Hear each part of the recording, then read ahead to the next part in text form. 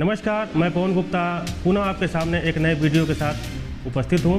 आज हमारे साथ यूट्यूब चैनल पर हैं गोरखपुर मंडल के कद्दावर तेज-तर्रार भाजपा नेता रमाकांत पांडे राजू जी। सर, हमारे यूट्यूब चैनल में आपका बहुत बहुत स्वागत है। बहुत बहुत धन्यवाद पवन जी। समय समय से आप समाज को जागरूक करने का प्रयास करते हैं और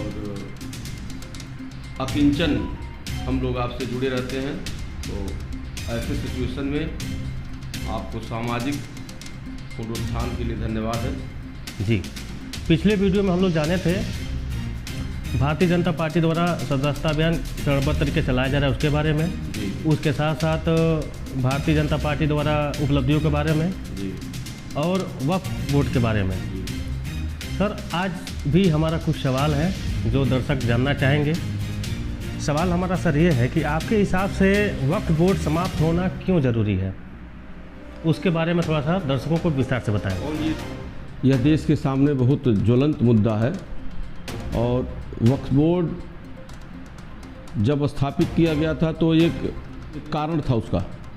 कारण ये था कि जब हमारे देश का बंटवारा हुआ तो तमाम हिंदू उधर से इधर आए और तमाम मुसलमान यहाँ से पाकिस्तान गए। तो कुछ दुर्घटनाएं भी हुई तो जिसमें रख रखाव के लिए जिनके वारिस नहीं रहे उस ज़मीनों को जो संबंधित जो उत्तराधिकारी यहाँ जीवित था चाहे पाकिस्तान में था उसने वक्फ को दे दिया, दान दे दिया। दान की ज़मीन के रख रखाव के लिए कि ये हमारे दादा परदादा की ज़मीनें थी, ये वक्फ पनाह जो वहाँ हिंदू मुस्लिम बचे हुए हैं वो मुसलमानों के जन कल्याणकारी योजनाओं के लिए काम आएगी। लेकिन वक्फ बोर्ड समय बीतने के साथ साथ उसका दुरुपयोग करना शुरू कर दिया। आज की तिथि में मुसलमानों के जो बड़े बड़े जगहें थी, खेत थे, बावड़े थे और जो उनकी हवेलियां थे उनको कब्जा करने के बाद, उनको लेने के बाद अब ये हिंदुओं की जो बड़ी प्रॉपर्टियां हैं उन पर भी इनकी नज़र घूमना शुरू कर दी। मुसीबत ये हो गई कि ये किसी भी ज़मीन को स्वयं दावा करते हैं, अपने ही अदालत बन जाते हैं, अपने ही फैसला करते हैं और जुडिशियल का भी काम अब नहीं कर रहे हैं। जब वक्फ बोर्ड की गठन हुई थी उस समय पंडित जवाहरलाल नेहरू की कुकृतियों के नाते ये पूरा देश आज दंश झेल रहा है। जी। आपने सही सवाल किया कि वक्फ बोर्ड का समाप्त होना क्यों आवश्यक है। जी। इस देश में अब वो वक्फ बोर्ड की कोई ज़रूरत नहीं है। सारे अब हमारे यहाँ लगभग 25 से 30% मुसलमान हैं, वो अल्पसंख्यक नहीं है। अब अल्पसंख्यक कहने के लिए वो केवल हैं और अल्पसंख्यक की श्रेणी में हमारे यहाँ अन्य भी जातियाँ हैं जी। जो आप भी आज अल्पसंख्यक की श्रेणी में हैं, जैसे हमारे यहाँ सिख हैं, जैन हैं, बौद्ध हैं।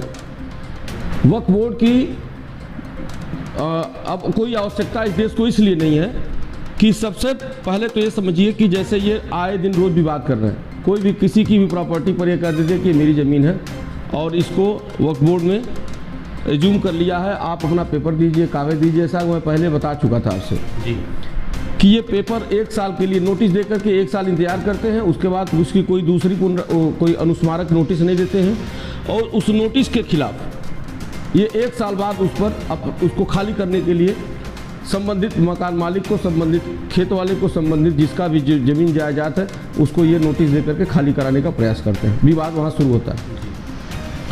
तो ऐसे में वक्फ बोर्ड की अब कोई आवश्यकता नहीं है। अभी देखिए हाल ही में एक बड़ी घटना हुई है जी। सोमनाथ मंदिर के पीछे लगभग 100 एकड़ में जी।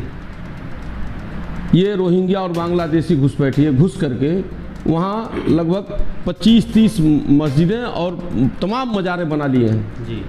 अभी गुजरात सरकार ने वो ऑपरेशन चला करके उसको खाली कराया है जी। और बड़ी मशक्क़त से खाली हुआ है जी। वहाँ लगभग 50-60 बुलडोज़र लगाए गए, 70-80 संख्या के ट्राली लगाई गई, ट्राली ट्रैक्टर, वो मलबा वो सब उसको डिमॉलिश किया गया है।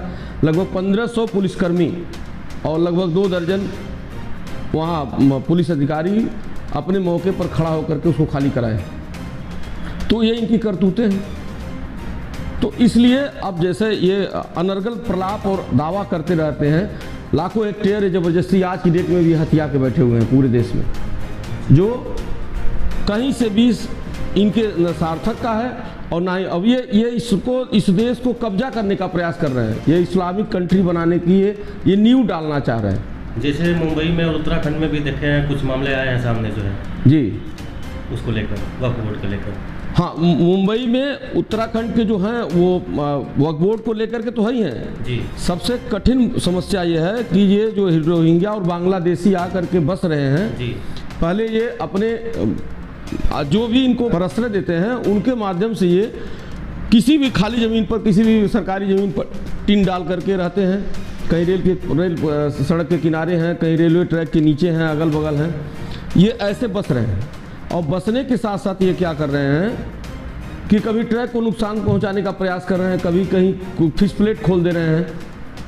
तब ये जो इनके आका हैं इनको नाबालिग बताते हैं और काम ये कर रहे हैं, साथ ही राष्ट्रीय स्तर का अपराध कर रहे हैं। अभी देखिए यहाँ महाराष्ट्र सरकार ने, बीएमसी ने धारावी में एक मस्जिद बनाए हैं जी, और वो कंप्लीट अवैध है। उसको सरकार, बीएमसी की कमेटी ने वहाँ उसको डिमोलिश करने का प्रयास किया। ये वहाँ ढेला पत्थर ईंट चलाए हैं, इकट्ठा होकर नाराबाजी किए हैं।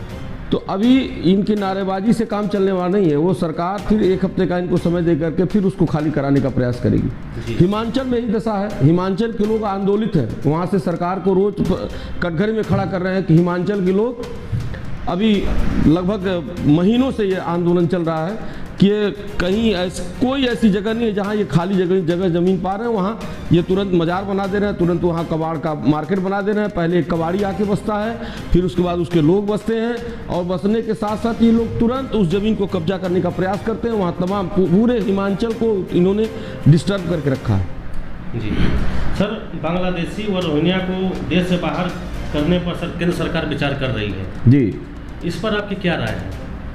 इनको बाहर होना ही चाहिए। हम अपने देश के जो गरीब तबके हैं उनसे जूझ रहे हैं। हम यहाँ 5-7 करोड़ 10 करोड़ ये जो अवैध घुसपैठी हैं उनको हम कहाँ से उनका भरण पोषण कर पाएंगे? तो अब ये अभी देखिए, हम दूर न जाएं, अपने यहाँ देखें अभी गोरखपुर में जी, गोरखपुर में आप राजघाट थाना के अंतर्गत ये जो राजघाट पुल के नीचे अमरूद मंडी है जी, उस अमरूद मंडी की जो एक क्षेत्रफल एरिया है वो इस पुल से लेकर के NHI के पुल के बीच की है। जी जी। उसमें अभी हमारे एक विश्वस्त सूत्रों से ज्ञात है ये कहीं से कोई भ्रामक समाचार नहीं है कि वहाँ हजारों की संख्या में रोहिंग्या अपना टिन और कबाड़ डाल करके, वो टिन का डाल करके वहाँ छाया बना करके काम कर रहे हैं, अवैध कारोबार कर रहे हैं, शराब का काम कर रहे हैं और अपनी जीविका के लिए किसी भी स्तर पर जाने, विधि के कबाड़ बिन करके ले आते हैं, वहाँ से बेचते हैं, लेकिन वो कबाड़ केवल दिखाने के लिए है।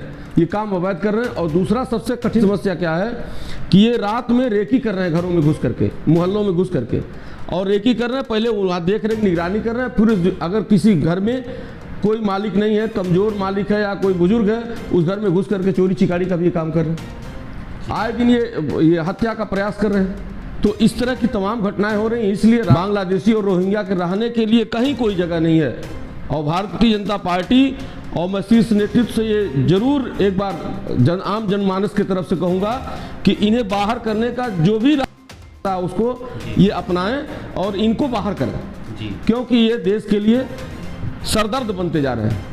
और इनका एक नियम और एक नियत है कि किसी तरह से इस देश में, पूरे देश में फैल जाओ और देश को कब्जा करने का ही प्रयास करते हैं। जी, अभी देखिए, हम लोग रोहिंग्या और बांग्लादेशी घुसपैठियों पर बात कर रहे थे।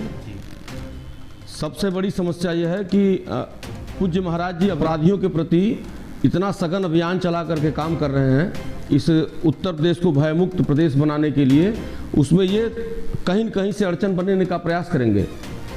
और मेरी ये अपील है गोरखपुर जोन के कमिश्नर से और ADG जोन से कि जो भी जनपद गोरखपुर से सटे हैं, इस मंडल के जो भी जनपद हैं जिसमें संभावित हर तरह से प्रत्येक दशा में रोहिंग्या आकर के बसे हुए, जैसे महाराजगंज, सिद्धार्थनगर, कुशीनगर, देवरिया, गोरखपुर, ये सर्वाधिक प्रभावित एरिया है, सर्वाधिक प्रभावित जिले हैं। इसमें इनको किसी भी दशा में सघन अभियान चला करके इनको बाहर करने का प्रयास करें और इनके खिलाफ सख्त से सख्त कार्रवाई करने का काम करें।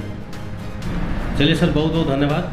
कुछ जानकारी के साथ पुनः हम आपसे मिलेंगे। धन्यवाद पवन जी। जब आप समय देंगे हमको तो हम आप उपलब्ध रहेंगे। और देश हित में, जनहित में, समाज हित में जो भी रहेगा, जो भी बन पाएगा, मैं करता रहा हूँ, करता रहूँगा। धन्यवाद। आज हमारे साथ YouTube चैनल पर थे गोरखपुर मंडल के तेज तर्रार भाजपा के वरिष्ठ नेता रमाकांत पांडे राजू जी। आज उनको सुन रहे थे आप। रोहिंग्या एवं वक्फ बोर्ड को लेकर इन्होंने कुछ जानकारी दिया आपको। बने रहिए हमारे साथ, कुछ दिन बाद पुनः आपसे मिलते हैं नए वीडियो के साथ। तब तक के लिए नमस्कार। नमस्कार।